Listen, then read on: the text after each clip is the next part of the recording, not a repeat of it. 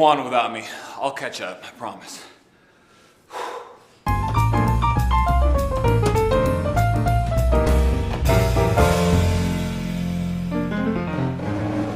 This episode of the Infinite Thinking Machine is sponsored by Q, the K-12 High-Speed Network, and the San Francisco School of Digital Filmmaking. Woohoo! We love sports. I could do this all day, folks.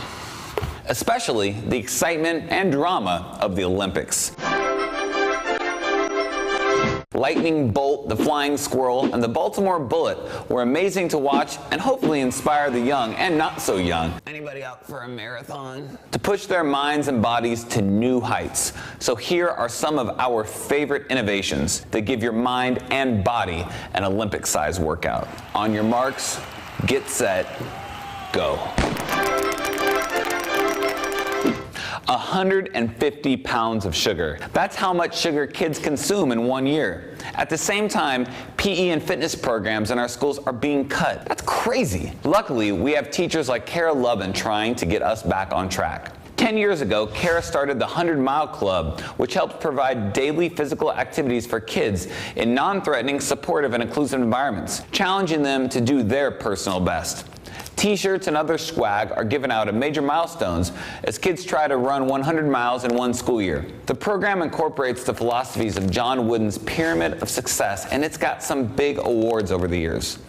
And the best part of it, it's totally cheap. For only $10 a student, they provide everything you need to get started, including info on running your very own medal ceremony. So get your kids moving and accept the challenge.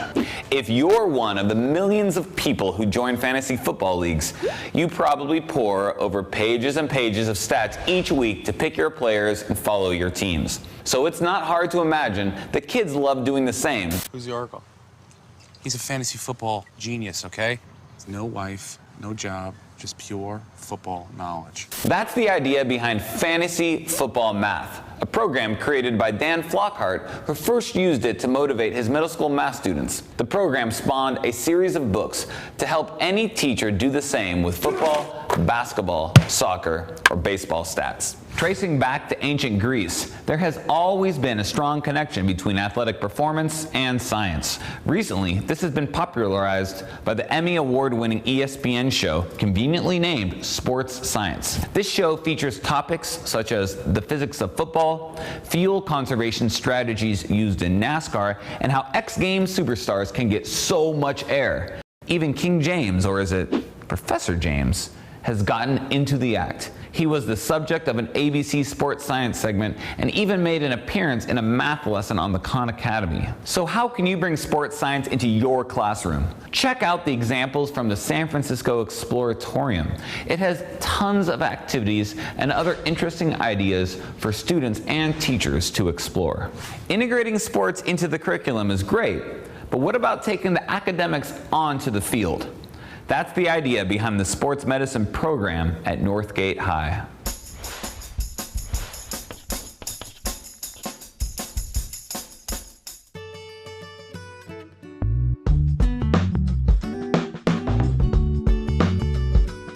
We take care of all of our Northgate teams.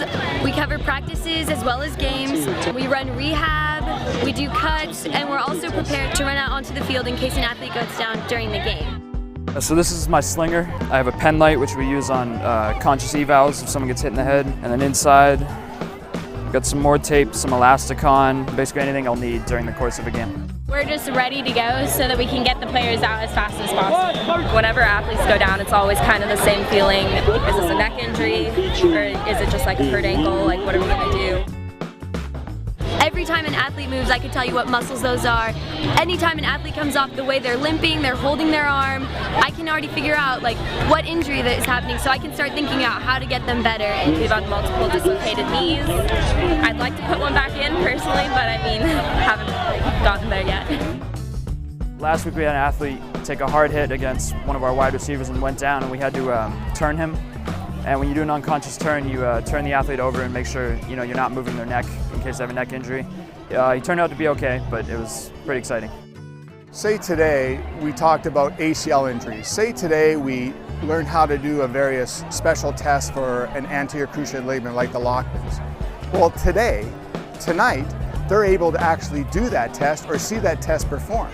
So that's very powerful to know that what you're learning in the classroom is going to carry over to the field right away. You learn so much in your even 1 year. You learn the most of any class I've ever taken. And Glenn is just a great guy, and he's always there for you, and he's really helpful, and it's just an awesome program. I started the first ROP program in the county in 1989. I saw very quickly that it was something that would benefit every high school. So my goal was to create such a program that every high school in the area would want to get one. And sure enough, sports medicine is the #1 program in the regional occupational programs. There's more sports medicine classes than any other class that they have under their organization. When we have our big party, our big Christmas party, and everybody comes back, it's cool because you get to see, oh, this person became a doctor, this person became a nurse, and to know that they all started here, they all had the same base. If I were to encounter someone in public that was choking or had gone unconscious, I would not be afraid to perform CPR. And that confidence carries over into other aspects of my life as well. I mean, in everything I do now, I have more confidence just because of the fact that I know I can help someone else, an athlete, anybody, and sports medicine has definitely given me that. One of the things that I stick by today is to never stop learning. I think that was something I learned in this class, is just learn something new every day, and that way you never stop becoming the best that you can be. What I like to tell the students is that we're a family. It's a family type of atmosphere. And just for the amount of time that you're with us here, give it your all and be part of our family. And if you just give me a little bit, we'll still be some of the best, we'll produce some of the best people in the area. When I say win, you say again, The students, again, have embraced that, and I just feed upon it. We just keep on building and building and building and building, and now you can see what it's done. And it wouldn't matter if we were down 40-0, we would still have 45 kids covering a football game.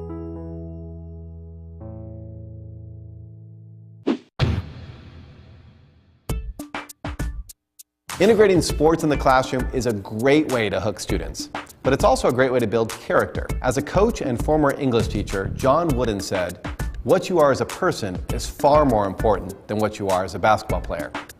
Wooden's pyramid of success is the embodiment of his philosophy and can be applied on the court and off. From the foundational importance of things like industriousness, cooperation, and enthusiasm, up to poise, confidence, and competitive greatness, Coach Wooden laid out a complete roadmap for our personal development, challenging us to be at our best every single day. There are tons of books, online courses, and other resources to help you weave this into the classroom. Coach even wrote a great kids book called Inch and Miles that makes it easy for anyone at any age to tap into his wisdom. We love it at our house. Now, I know many people, especially kids, might see the pyramid as kind of old-fashioned-y, but these are timeless traits that we should all continue to strive for. After all, Coach knew that sports was just a warm-up for the game of life. So there's the buzzer. But before we go, Coach wanted me to remind you to put in some extra time in the show notes, because this ain't no minor leagues. We're in it to win it. For every kid. And if you need help, remember, we are only a tweet away.